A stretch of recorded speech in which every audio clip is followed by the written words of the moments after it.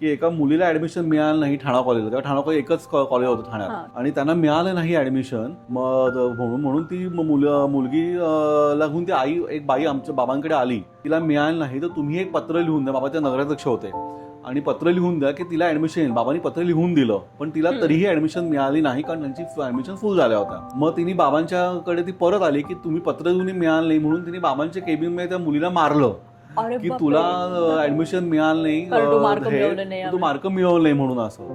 आणि म्हणून मग ते बाबा म्हणाले की ठीक आहे तू मला पुढच्या आठवड्यात तू भेट मी म्हणून मग ये आणि तो सांगतो. मग तेव्हा श्याम फडके त्याच्यानंतर पी सावरा म्हणजे श्याम फडके आमचे पहिले ट्रस्टीज बाबांबरोबर. सो ह्यांच्या सगळ्यांबरोबर बाबांनी बसून चर्चा केली कारण बाबांचे पॉलिटिकली खूप संबंध होते आणि घरोघरी संबंध होते.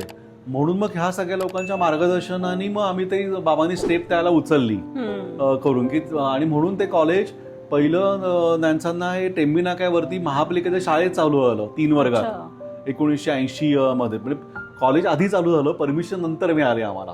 ज्युनियर कॉलेज पहिले चालू झालं. सो पहिले आर्ट्स आणि कॉमर्सची परमिशन आम्हाला मिळाली पण परमिशन नंतर मिळाली. महाविद्यालय आधी चालू झालं. सो 7 ते 11 विद्यार्थी घेऊन टोटल विद्यार्थी संख्या त्यावेळेची 1980-81 ची ज्युनियर कॉलेजची तिथून आम्ही सुरुवात केली. सो आज आमच्याकडे ज्युनियर कॉलेज, डिग्री कॉलेज आणि मास्टर्स आणि PhD सेंटर या 4ही गोष्टींची मधनं जी विद्यार्थी संख्या जर आम्ही पकडली तर जवळपास 8,500 विद्यार्थी आज महाविद्यालयात शिक्षण घेत आहेत. बापरे. सो 7 ते 11 विद्यार्थी संख्या असलेलं आणि आज 8,500 विद्यार्थी संख्या असलेलं जवळपास 45 वर्षात आम्ही बरीच मोठी मजल आम्ही मारली. आज ठाणे शहरात सतीशपुरम नॅन्सन कॉलेज हे दुसरं 2 नंबरचं कॉलेज म्हणून गणलं जातं. आमच्या आधी डॉक्टर बेडेकरांनी चालू केलेलं ठाणा कॉलेज हे संस्थेने चालू केलेलं ठाणा कॉलेज हे आहे. सो ते अजूनही 1 नंबर आहे. आम्ही नंबर मानत नाही पण ते कॉलेज मोठं आहे पहिल्यापासून. आज 2ऱ्या नंबरला आम्ही आहोत. सो असं म्हणून आम्ही की नॅकच्या 4 4th सायकल आम्ही पूर्ण केलेल्या आहेत. आम्ही आयुष सर्टिफिकेशन आम्ही पूर्ण केलेलं आहे. आम्हाला ह्या वर्षी ऑटोनॉमस स्टेटस आम्हाला मिळालं.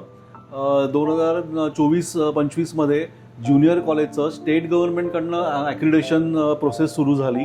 त्याच्यात 1 लाख काहीतरी महाविद्यालय, ज्युनियर कॉलेज महाविद्यालय आणि शाळा ह्यातनं जवळपास 350 शाळा कॉलेजेस A+ ग्रेड मिळालं. त्याच्यात माझं कॉलेज पहिलं आहे.